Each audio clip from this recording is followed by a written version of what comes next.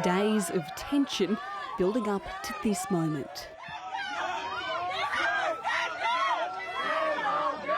Protesters doing anything and everything they can to prevent this bus with the remaining members of the Iranian women's football team on board from leaving.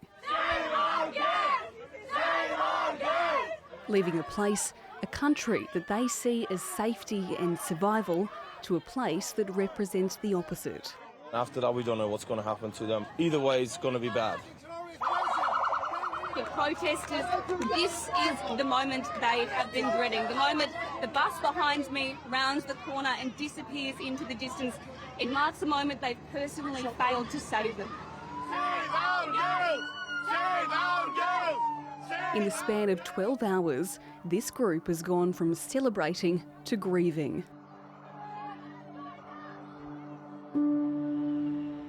Last night, protesters gathered outside the hotel where the women were staying, emboldened by the asylum deal struck just after 1:30 this morning with Home Affairs Minister Tony Burke. The news, delivered almost instantly outside, offered a brief moment of jubilation for supporters. This man telling the group there are 5 of them, 5 of the children are with us. Girls of the Lion and the Sun, they chant.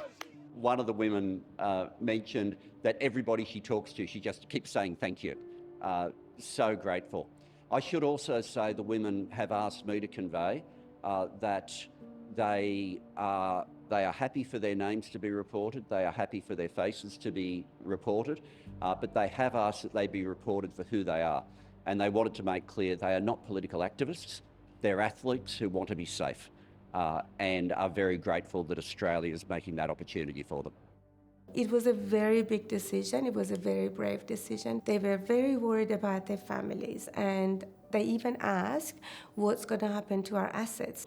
We told them even if you go back home, they might imprison you and you might have very bad consequences plus your assets. So at least if you stay here, your safety is assured. Nagme Donoy was in the room helping with the negotiations. She says the women were being closely guarded by regime sympathisers who told them Australia was unsafe and they'd be put in refugee camps. They have been isolated from anyone. They couldn't even see us. We wanted to give them chocolates, flowers. They were not allowed to come and get the chocolates and flowers. But the minister has stepped in here using what sometimes referred to as his godlike powers, which allow him to issue visas outside the regular statutory regime, presuming it's a permanent visa that will allow them to work in Australia, to study in Australia and rebuild their lives here. As the team leaves the hotel, there's still a lot of secrecy around what their next movements may be. Though experts speculate, a legal argument could be made for federal authorities to intervene. And there really is a duty here for the Australian Federal Police to make sure that each and every woman has the ability to express any concerns they may have about being forced to travel back home, and also has information about their rights and what they can do to remain in Australia. Are you concerned that some of the remaining members of the team Yep. have been coerced to leave? Well, I think so, yeah.